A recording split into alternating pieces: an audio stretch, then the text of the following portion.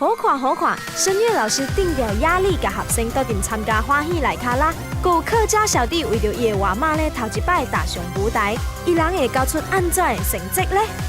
因为你是教唱歌嘛，你来比赛啦，你袂惊吼，但是输了，唔是歹势咯，你有安尼做学生来。我是感觉讲无影响到咯，因为伊人本在讲我唱歌是拿得路咯，加这福建歌是两码事咯。你说你是不会讲福建话？对，就是听那个演唱者跟着，然后听几遍再学来唱。